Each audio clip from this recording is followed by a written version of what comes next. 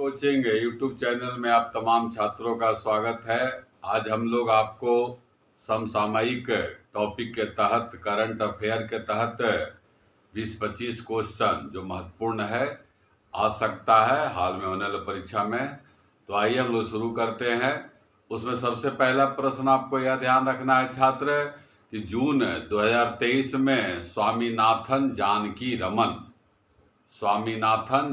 रमन जी को किस पद पर नियुक्त किया गया है। तो आपको ध्यान रखना है, इन्हें नियुक्त किया गया है आरबीआई के डिप्टी गवर्नर के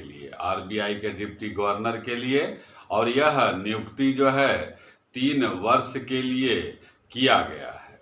नाम आपको याद रखना है, स्वामीनाथन जानकी रमन। अगला प्रश्न पर हम लोग आते हैं कि 2 मई 2023 में राष्ट्रपति श्रीमती द्रौपदी मुर्मू जी ने सतर्कता आयुक्त के पद पर किन्हें नियुक्त किया है। तब आंसर है प्रवीण कुमार श्रीवास्तव। पद का नाम याद रखना है, सतर्कता आयुक्त, और व्यक्ति का नाम याद रखना है प्रवीण कुमार श्रीवास्तव। अगला जो है और क्वेश्चन करंट में ही याद रखिए आप कि एक खुफिया एजेंसी है RAW का नया प्रमुख किन्हें नियुक्त किया गया है। तब जो है आंसर है रवि सिन्हा हैं, इस पद पर नियुक्त हुए हैं। भारतीय पुलिस सेवा के वरिष्ठ अधिकारी हैं। अगला हम लोग याद करेंगे कि लेखक सलमान रश्दी को किस देश ने शांति पुरस्कार प्रदान किया है। तो इसका आंसर है जर्मनी के द्वारा इन्हें शांति पुरस्कार दिया गया। इनका कई किताब महत्वपूर्ण है, इसमें एक आपको याद रखना है द सैटेनिक वर्सेज इनका पुस्तक है सलमान रश्दी का, जिन्हें जर्मनी का शांति पुरस्कार दिया गया। आगे आइए कि राष्ट्रपति द्रौपदी मुर्मू जी को किस देश का सर्वोच्च सम्मान हाल में मिला है। तब जो है आंसर है सूरीनाम का सर्वोच्च सम्मान हमारे राष्ट्रपति जी को मिला है, और वह सर्वोच्च सम्मान का नाम भी आपको याद रखना है grand order of the chain of the yellow star. आगे राष्ट्रीय जल पुरस्कार 2022 भारत के किस राज्य को प्रदान किया गया है। तो इसका आंसर है मध्य प्रदेश, जिसे हम लोग बाघों का राज्य भी कहते हैं, क्योंकि वहां पर बाघ का संख्या सर्वाधिक है, और 29 जुलाई को अंतर्राष्ट्रीय बाघ दिवस के रूप में मनाते हैं, इसको भी याद रखिएगा। आगे आइए, हाल में गोरखपुर का जो गीता प्रेस है उसे कौन सा पुरस्कार दिया गया है। तब इसका आंसर है गांधी शांति पुरस्कार में आपको पुरस्कार का राशि याद रखना है। पुरस्कार का राशि 1 करोड़ है, और यह जो गांधी शांति पुरस्कार है इसको स्थापित कब किया गया। तो इसको स्थापित किया गया है 1995 में गांधी जी के 125वीं जयंती के अवसर पर। आप इसको खाली ध्यान से सुनिए, 2 बार 3 बार सुनिए, 1-2 बार लिखिए, आप देखिएगा चर्चित व्यक्ति, चर्चित स्थान, पुरस्कार, खेलकूद से जुड़ा हुआ सभी प्रश्न आपको आ जाएगा। केवल सुनिए 2-3 बार और 2-3 बार लिखिए, धीरे धीरे आपको पकड़ में जो है आने लगेगा। आगे क्वेश्चन है कि निम्न कौन सा राज्य है जहां G20 साई शिखर सम्मेलन का आयोजन किया गया है। कुछ प्रश्न भी पूछते रहेंगे, उसका कमेंट करते रहिएगा। तो अभी हम लोग कौन संगठन का चर्चा किए, G20 साई शिखर सम्मेलन। यह जो है भारत के किस राज्य में हुआ। तब इसका आंसर है गोवा के लिए आपको याद रखना है समान सिविल संहिता यूनिफॉर्म सिविल कोड जो भी चर्चा में भी है, लागू करने वाला पहला राज्य जो है कौन है। तो गोवा है, और गोवा भारत का 25वां राज्य है। आपको कमेंट में कमेंट करना है कि गोवा के मुख्यमंत्री कौन है। आगे आइए, किस राज्य ने लाडली बहन योजना शुरू किया? लाडली बहन योजना, पहले तो यह समझ लेना है, राज्य का नाम बाद में चर्चा करेंगे कि इस योजना में है क्या। तो इस योजना में प्रावधान किया गया है उस राज्य सरकार के द्वारा कि 1.25 करोड़ महिलाओं के खाते में 1,000 रुपया जो है जमा किया जाएगा। और योजना का नाम लाडली बहन योजना है और यह योजना प्रारंभ करने वाला राज्य है मध्य प्रदेश है। आगे आइए, राज्य एक और है, उसका एक योजना है नंद बाबा दूध मिशन योजना। नंद बाबा दूध मिशन योजना, इसमें दूध के उत्पादन बढ़ाने के लिए प्रयास किया जाएगा और यह शुरू करने वाला राज्य है उत्तर प्रदेश है, उत्तर प्रदेश है। फिर इसके बाद जो है अगला प्रश्न आपको याद रखना है, आपको जानकारी है कि मणिपुर में हिंसा हुआ जिसमें काफ़ी जन धन का नुकसान हुआ है और वहाँ पर हिंसा जो 2 जाति के बीच हो रहा था उसका चर्चा हम लोग पहले किए हुए हैं, मैतेई और कुकी।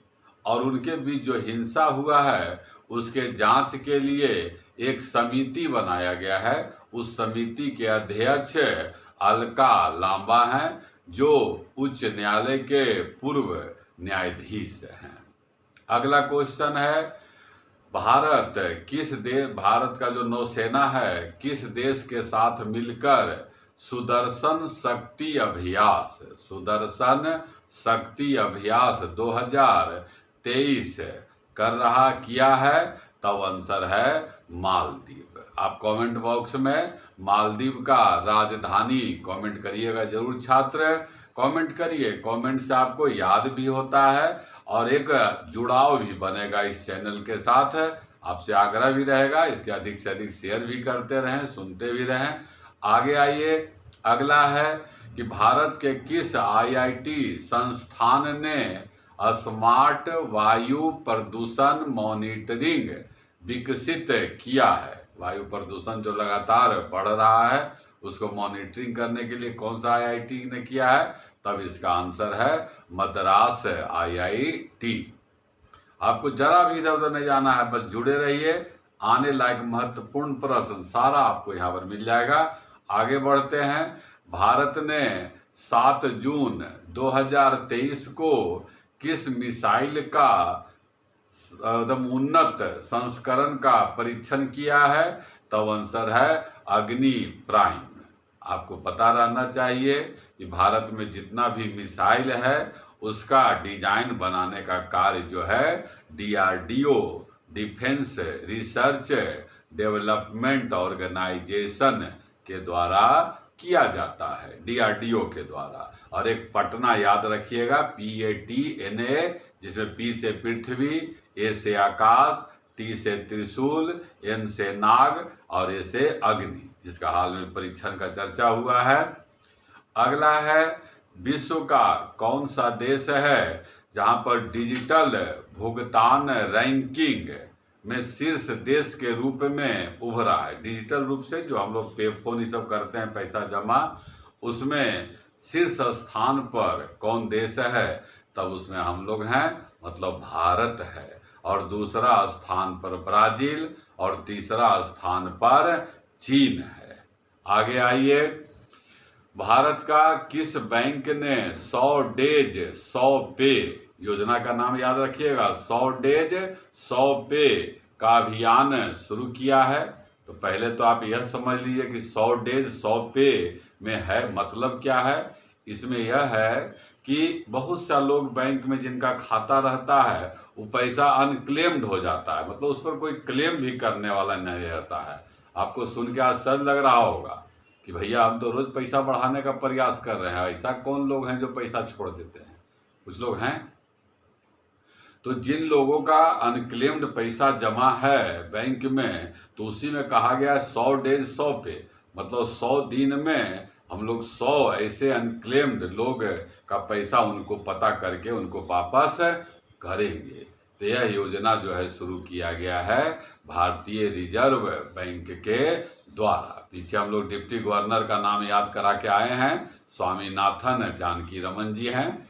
अगला याद करिए, सार्वजनिक क्षेत्र के किस बैंक के एटीएम पर यूपीआई से नगद निकासी की सुविधा दी गई है?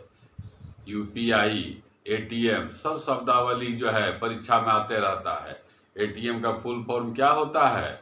ऑटोमेटेड टेलर मशीन होता है। और एटीएम का जनक कौन है? जॉन शेफर्ड बर्नार्ड हैं। आगे जो है कह रहा है क्या, सुविधा देने वाला बैंक कौन है? तो इस तरह का सुविधा देने वाला सार्वजनिक क्षेत्र का पहला बैंक है बैंक ऑफ बड़ौदा।